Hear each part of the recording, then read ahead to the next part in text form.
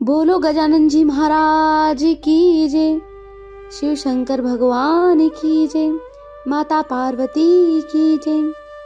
एक दिन भगवान शिव शंकर भ्रमण के लिए जा रहे थे। तब माता पार्वती बोली, मैं भी आपके साथ चलूंगी। तब भोलेनाथ ने कहा, देवी आप मेरे साथ मत चलिए, आपको भूख और प्यास लग जाएगी। तब पार्वती जी ने कहा, नहीं महाराज, नहीं भगवान, मैं भी आपके साथ चलूंगी। रास्ते में पार्वती जी को भूख लगने लगी। उन्होंने भोलेनाथ से कहा कि हे महादेव, मुझे खीर खांड का भोजन चाहिए। तब शिव शंकर भगवान बोले, मैंने तो आपसे पहले ही कहा था कि आप मत चलिए। तब भगवान शंकर और माता पार्वती ने वेश बदलकर एक गांव में गए। चलते चलते वह एक साहूकार के घर पहुंच गए। तब साहूकारनी बोली, महाराज आपको क्या चाहिए? तो ब्राह्मण वेश में भगवान शिव शंकर बोले, हमें खीर खांड का भोजन चाहिए। इस पर साहूकारनी ने कहा, अगर आपको खीर खांड के भोजन चाहिए था तो अपने घर में क्यों नहीं रहे? साहूकारनी का उत्तर सुनकर वह दोनों आगे चल दिए। फिर उन्हें बूढ़ी माँ मिली और बोली, आओ महाराज बैठो, आपको क्या चाहिए? तब ब्राह्मण के वेश में भगवान शिव शंकर बोले कि मेरी पत्नी को खीर खांड का भोजन चाहिए। बूढ़ी माँ ने कहा, महाराज मैं अभी लेके आती हूँ। फिर वह एक लोटा लेकर जाने लगी। तब ब्राह्मण ने कहा, बूढ़ी माँ आप कहाँ जा रही हो? बूढ़ी माँ बोली, मैं दूध चावल और खांड लेने जा रही हूँ।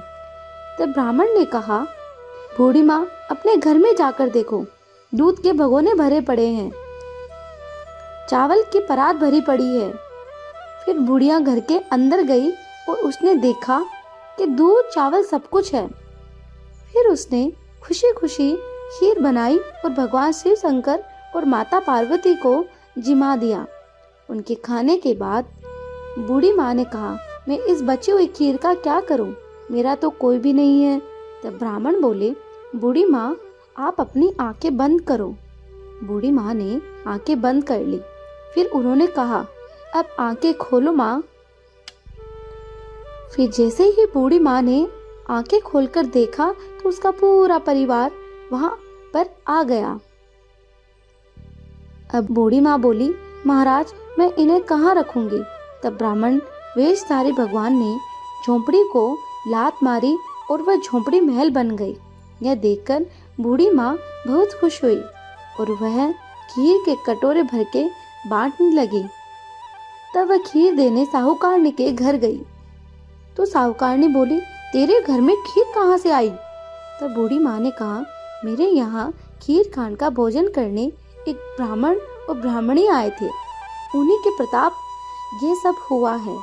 तब साहूकारनी ने कहा, मेरा धन तेरे घर जैसा आ गया, मेरे पास तो कुछ भी नहीं रहा, कहाँ है वह ब्राह्मण और ब्राह्मणी? तब बूढ़ी माँ ने कहा, वह दोनों अभी मेरे घर से निकले हैं। फिर साहूकारनी भागी भागी गई और उनको ढूंढने लगी।